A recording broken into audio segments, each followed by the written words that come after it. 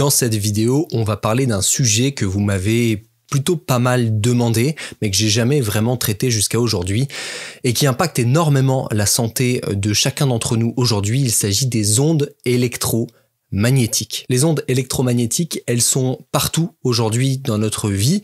Elles sont déjà à travers l'électricité partout dans nos maisons. Elles sont dans le téléphone. Elles sont dans les ondes Wi-Fi. Elles sont dans le 3G, 4G, 5G qu'on capte avec nos téléphones. Elles sont dans les micro-ondes et elles impactent notre santé. Les études, on va le voir un peu plus loin, le montrent. Et je vous mets de toute façon toutes les études que j'ai utilisées pour faire cette vidéo en lien dans la description. Dans cette vidéo, je vais donc vous donner les risques associés aux ondes électromagnétiques et évidemment et surtout comment s'en protéger.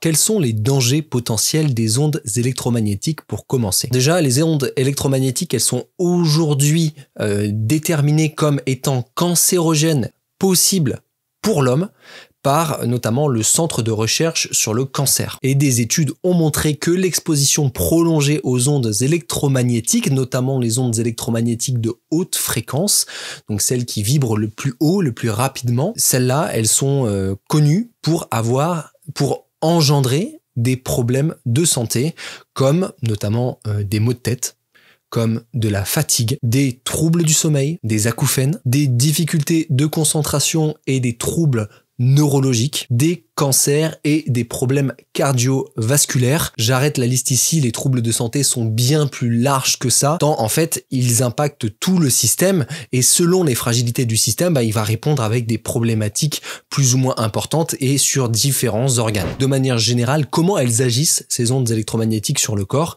Elles agissent en étant des causes de stress oxydatif ou de stress oxydant, c'est-à-dire qu'elle va agresser le système, comme la pollution pourrait le faire par exemple, et le système va répondre en produisant des radicaux libres pour essayer d'éviter l'attaque, et en fait cette production de radicaux libres va entraîner donc ce fameux stress oxydant qui va avoir pour effet de fragiliser les cellules, de les abîmer, de les attaquer, et on va se dégénérer beaucoup plus rapidement. Maintenant que vous avez compris l'impact des ondes électromagnétiques et que c'est absolument pas anodin, surtout parce que c'est partout autour de nous, il va falloir avoir des bonnes stratégies pour s'en protéger. La première chose déjà, c'est que si jamais vous utilisez des écouteurs Bluetooth aujourd'hui, le faites pas tout le temps, faites-le occasionnellement, mais si vous pouvez avoir plutôt le système filaire, eh bien préférez ce système-là. Pour les appels téléphoniques, évitez de coller votre téléphone à l'oreille.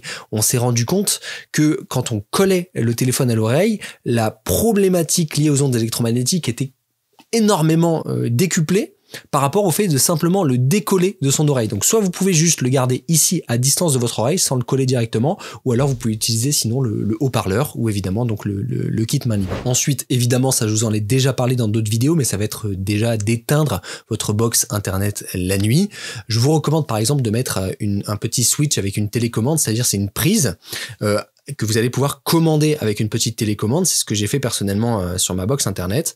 Donc votre box internet, elle est directement branchée là-dedans et vous pouvez donc allumer la prise ou éteindre la prise. Ce qui fait que ça va faire courant ouvert ou courant fermé. Et donc ça, la nuit, moi j'appuie sur ma petite zapette quand on va se coucher avec ma copine, hop, et puis ça éteint le Wi-Fi pour la nuit. Comme ça, on n'est pas bombardé d'ondes pour un Wi-Fi qu'on n'utilise pas. Je vous recommande de placer votre lit, si possible, à distance d'au moins un bras, environ 60 cm des prises de courant.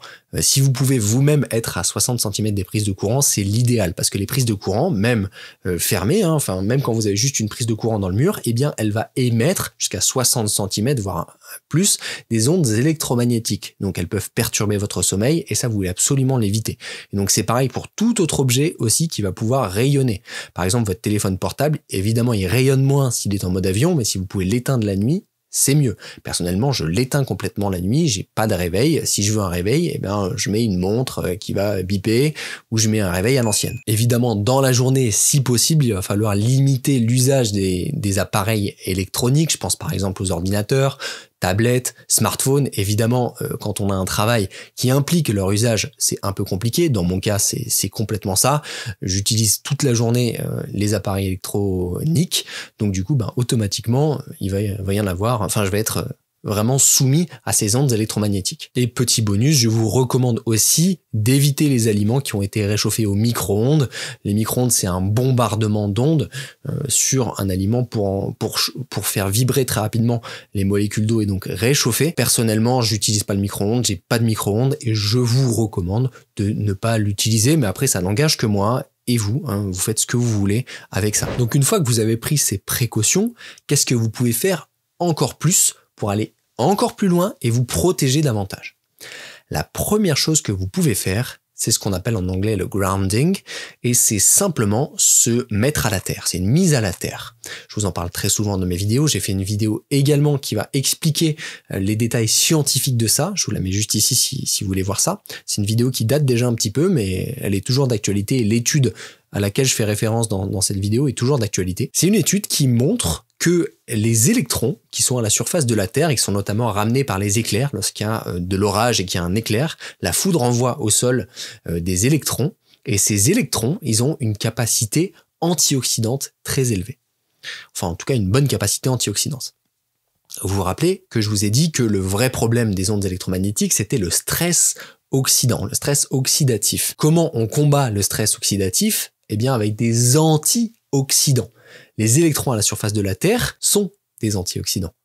Donc, lorsque vous entrez en contact direct avec la Terre, ça peut être de l'herbe, ça peut être toucher un arbre, ça peut être vous mettre les mains jardiner par exemple, sans gants. Là, vous allez être en contact direct avec la nature, avec la connectivité à la surface de la Terre, et donc vous allez, comme si vous mettiez les doigts dans une prise, prendre des électrons.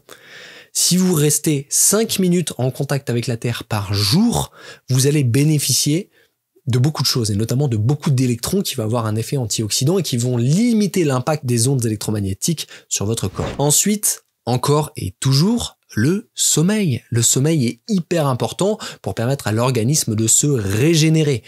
Pendant le sommeil, on a une hormone qui est largement présente, c'est la mélatonine, la fameuse hormone du sommeil. Et cette mélatonine, elle a aussi une action antioxydante puissante. Donc évidemment, lorsque vous dormez et que vous bénéficiez en plus de la mélatonine, puisque vous n'êtes pas en état d'éveil, elle peut bien se développer, eh bien vous allez avoir les effets antioxydants qu'elle renferme. Et enfin, en troisième lieu, vous pouvez aussi prendre soin de votre foie, notamment avec du chardon-marie par exemple, ou de la feuille d'artichaut, qui sont d'excellents produits naturels pour détoxifier son foie. Je vous mettrai si vous voulez des liens dans la description.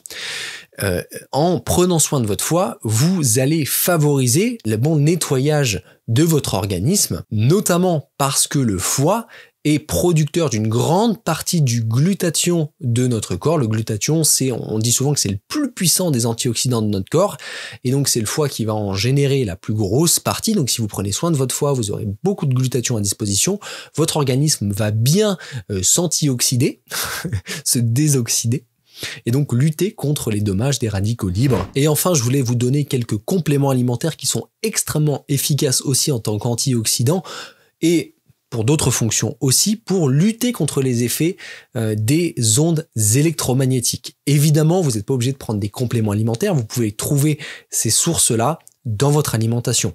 Cependant, je vous recommande, si votre alimentation n'est pas suffisamment riche sur le plan vitaminique, minéral, de vous tourner vers des solutions en complément alimentaire. Personnellement, c'est ce que je fais. Le premier complément alimentaire que je vous recommande, c'est la vitamine C. La vitamine C, c'est un super antioxydant. Aujourd'hui, on n'en consomme pas assez par rapport à ce que notre organisme pourrait en consommer et entre guillemets devrait en consommer. Je vous recommande donc vraiment de vous tourner vers une vitamine C de qualité en supplément si vous voulez aider votre organisme à se défendre contre les méfaits des ondes électromagnétiques. Ensuite, en deuxième lieu, vous avez le zinc. Le zinc, c'est un excellent élément pour protéger votre cerveau et notamment pour protéger l'intégrité de ce qu'on appelle la barrière hémato-encéphalique. C'est la barrière qui protège votre cerveau et donc le zinc aide à protéger l'intégrité de cette barrière et qu'il n'y ait pas trop d'éléments néfastes qui traversent cette barrière et atteignent votre cerveau. Donc vous protégez votre cerveau, mais de manière générale, le zinc a aussi une action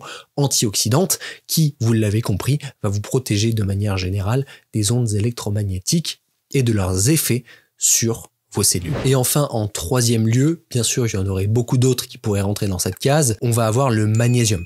Le magnésium, il a une petite particularité, c'est que semble-t-il, il a une capacité à réduire la sensibilité au champ électromagnétique. Ça veut dire que les personnes qui sont électrosensibles, c'est-à-dire qui vont avoir une sensibilité accrue aux ondes électromagnétiques, vont bénéficier de la consommation de magnésium parce que justement, il va réduire leur sensibilité et leur permettre de mieux faire face aux ondes électromagnétiques et à leurs problématiques potentielles associées. Voilà la Feel Good Family, j'espère que cette vidéo vous aura plu. C'était un petit condensé pour que vous puissiez comprendre de quoi il retourne, généralement, comment vous pouvez vous défendre, ne serait-ce qu'en vous protégeant, en éliminant les facteurs environnementaux ou en les réduisant, et en vous-même vous protégeant à travers une augmentation de votre apport en antioxydants, que ce soit en connectant à la Terre ou d'autres manières avec l'alimentation notamment.